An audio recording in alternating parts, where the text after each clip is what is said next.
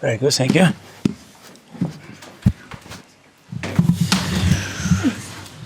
If we're ready, Daniel, should pitch yourself. Good afternoon. Hi. Have you got any fresh injury concerns after Tuesday? No, everybody finished the game well, and nothing to add, I think. Merino and Jurrien Timber, of course, were missing. Mm-hmm. What chance either of them or both of them being available for the weekend? No chance for the weekend. Are you optimistic that before the end of the season you'll see them again? I don't know. There's still a fair bit to do, so everything has to be so smooth and quick if they want to have a chance to play any minutes. Before we get into West Ham, I just want to ask you about the Champions League finals. Paris Saint-Germain, now you know who your opponents could be. It was a semi-final, of course, last season. One of those what might have been moments for Arsenal. Has that lingered with you at all, and does it almost make it the perfect final for Arsenal? It's what it is. We knew the level of the opposition that we had to face, either way, Bayern Munich or PSG. We know the quality that they have, and that's it. But obviously, we are as well very confident that when we get to that moment, we're going to deliver what we need to do. Mikel, you said you'd never experienced anything like that atmosphere that you did on Tuesday. Can you put into words how powerful that emotion, that unity can be now for the final 4 games of this season? Well, I would say crucial, immense, and needed, because what they can provide when we get the stadium into that emotional state, to that level of connection with the players, is just incredible. The players describe it. They are the most important ones, and they describe it like they never had that feeling before in the stadium, and they make them better. With that atmosphere that was there, after the game and in the few days after it, the celebration police has been out. I don't know whether you're aware of this, that a lot of, in some quarters, some people have criticised how Arsenal celebrate at the end of the game. I was expecting this reaction. What do you make of that criticism? Do you care? Well, first of all, I didn't know about it, but I don't know. I think you have to respect every opinion and place them where they belong. Where do you place them? Where they belong? I don't know. That's not important. You said last week you've got siege mentality in your makeup. Mm-hmm. Has all of the noise, all the criticism just made you, the players, and even the fans stronger in their unity? Yeah, but I'm assuming that criticism is positive and negative, yeah? I'm assuming. And when we talk about criticism, it's positive and negative. And that's what makes you better. I mean, that's when you want to set higher standards and performance levels that can give you the chance to compete for the 2 most prestigious competitions probably in Europe. You have to be prepared for that, because you know the challenge, difficulty of it, and it does make you better, that's for certain. I'm sure the mood around the training ground is bouncing just now after what happened on Tuesday. Have you had to do anything to refocus any of the players ahead of Sunday, or are they in autopilot and they know what's coming? We talked immediately after the game, and this is great. What a moment! We earn it. We will have time to prepare and get ready for that final. But now the focus, the attention, the detail, the energy, everything has to be put into West Ham. There is nothing else there, and we made it very clear. Just finally for me, Mikel, every week when I speak to you, it's 1 game less, 1 game less. You are so close now. Thanks God, because if it's 1 game more... You're so close now. 4 games from an extraordinary season, potentially an historic one, for something the club's never done before. What's your feeling and what's your messaging to the players and maybe the supporters as well? Stay present, live the moment, prepare, and show the same level of energy, hunger and desire that we've shown all season or more, because as you said, we are closer and closer, and everything that we do know it's going to matter to win it or not. Thank you. Hi. Hi, Mikel. Good afternoon. Can I please ask you about Myles Lewis-Skelly against Fulham, who is the first team, first time you started him in midfield, played well against Atletico as well. Can you talk us through the timing of the decision and how confident you had in him before those games?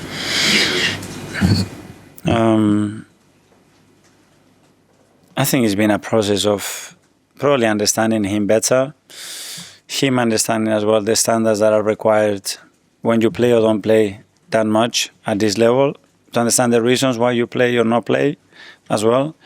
And then he's been exceptional. His attitude, the way he's been training, the way he's been supporting the boys when he hasn't played, and he's given us every sign to think that when we were going to give him the chance, he was going to respond in the manner that he's done it. But after he's done it, and it's not easy, especially when you haven't played that much, to look that fresh, that confidence, that energetic, that playing with that determination, it's something that is surprising. Bukayo Saka scored the goal on Tuesday, and it hasn't been easy for him in terms of injuries. But in general, we worked with Bukayo for so many years. How enjoyable it's been to work with Bukayo, the player, and the human being?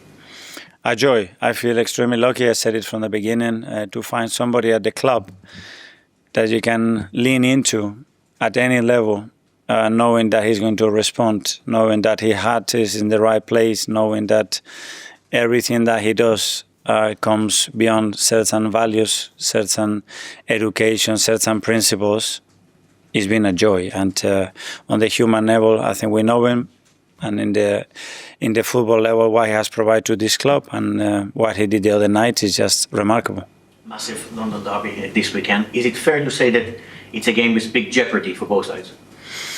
Well, understanding the context of the game for both clubs, it's huge, obviously. So we know the importance of it. We know what we want and what we have to do to win the game. Thanks, Dan. Dean? Hi, Mikel. How are you? Good, thank you. This week couldn't have gone any better for you. Before you even played in the Champions League, Manchester City dropped points at Everton, then you qualified for the final. Just talk us through the emotions you've had maybe since then, from being on such an emotional high, or unless you're still on that emotional high. I was in a really high emotional state after the game, obviously, because we know what it means to everybody, to the club. You could tell what it means to everybody, to our supporters, players, staff, straight after the game. But you have to believe me, straight after that, my concentration, my focus, my energy was, okay, West Ham, what do we have to do in the mental side, physically, tactically, technically, to prepare in the best possible way to go there and win the game. That's it. But you're so close now. Can you not even allow yourself time to enjoy this final cruise at the end of the season? I enjoy every day. I enjoy every day with the boys, with the staff. I love what I do, so I feel very privileged to what I do.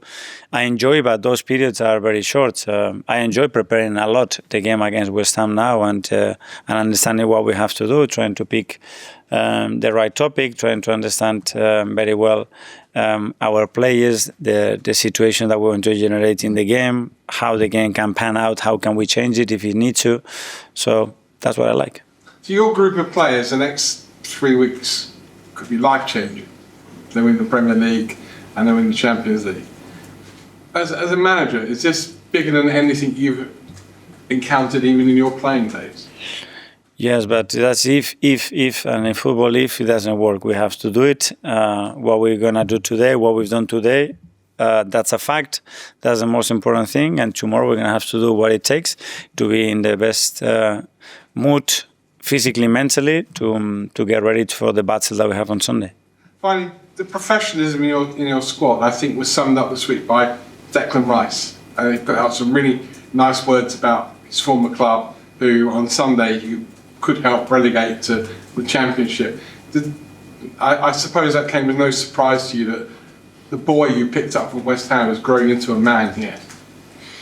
Yeah, well, he was already really well developed, I would say. But yeah, I mean, it's been outstanding for us. He's one of our leaders, one of the main players, without a doubt. And what he's doing for the club, for the team, is just really powerful. Thank you, Alex. Hi.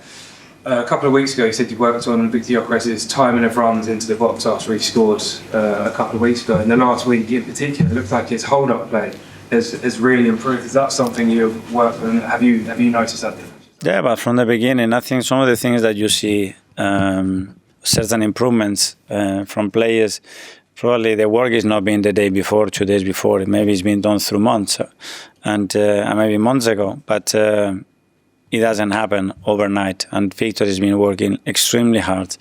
The level of demands that he put himself are incredibly high. He always wants to learn. He's always asking questions. He always wants to do extra things. He's always trying to find ways to find those connections with his teammates, whether they are in the canteen, in the dressing room, or on the pitch. And at the end, when you have that kind of behavior, you get rewards. And just about some of the big decisions that you've made this season, particularly in the running, Eze back on the left wing at Man City, what was the biggest game of the season at that point, and then Myles Lewis-Skelly in the centre midfield, Fulham and Atletico. Was that always the plan? Why now? And is it something you'd learned from previous title runs? No, I think there is something that is related to your intuition, and what the game is going to require, the state of the players, the way you can imagine the game, and where the players can have most impact. And then, you can get it right or wrong. You never know. But if you do what you feel, at least you have the certainty that you've done the preparation, you've done the thinking, and when it comes time to deliver, that's something else. Thank you. James. Hi, Mikel. Hi. It's been a while. Can I ask you about the 5-phase plan again? Can we do that at the end of the season? Could you just tell me what phase we're in now? I don't know. I'm lost now. It doesn't matter the phase. The only reason I keep bringing it up is because obviously a lot of managers go in with their blueprint, their vision for what they're going to do, and then they get sacked, things go wrong. You seem to be 4 games from realising something you laid out 6 years ago. I mean, it's an incredible journey you're on the cusp of completing, isn't it? Yes, but again, responding to that question, at the moment it doesn't matter. Let's live the present. When we have time, we can talk about that. If we got the timings right, every decision right, and the most important thing is, okay, what's the outcome when it comes to the end of May? Perfect. Art. Hi, Mikel. Just in terms of David Raya, I think it's confirmed now he'd at least have a share of the Golden Glove for the 3rd season running. And this season it seems like a lot of his saves come at big moments, so whether the game's 0-0 or maybe 1-0, and he's really sprung into action and concentrated throughout the whole kind of game. In those moments, what is going through your head when he makes those saves, and is it something that surprises you every time, or are you kind of used to it now? Well, first of all, obviously, he's been exceptional. His level of consistency since he joined the club has been something that probably nobody expected. Probably I didn't expect it. I think he has reached a level that it's incredibly high. And sometimes we take as normal some of the things that he does that they're not. But he has responded in crucial moments. Obviously, I think the team deserves a lot of credit for that as well, because the work that everybody puts in that phase for the 3rd consecutive season to achieve that, I think is remarkable. And with Myles, you mentioned understanding him better, and you obviously spoke about that with Emirates a few months ago. So with Myles, what things did you kind of, I guess, understand more with him as this season's gone on? Because I need to put the Myles Lewis-Skelly hat to understanding how he's feeling. And he's a boy that he was playing with under 18s, 21, sometimes he wasn't even playing. He was playing a different position. He comes in, he comes through. He plays in a completely different position that he's never played before. He's exceptional. Everybody's talking about it. He goes to the national team.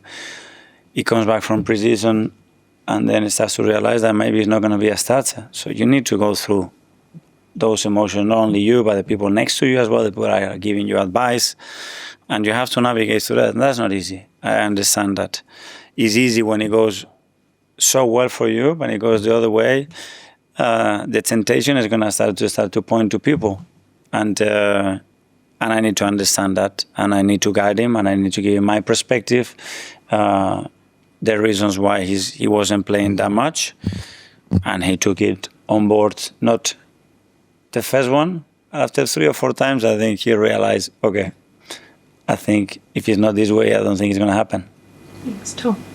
We often ask you about injuries throughout the really previous few seasons and this season, but as we enter this final stage, only Mikel Merino has been out for a long time, and Jurrien with his muscular injury, the only ones for you missing. And can you this time have Gabriel available? You have a centre forward available this season.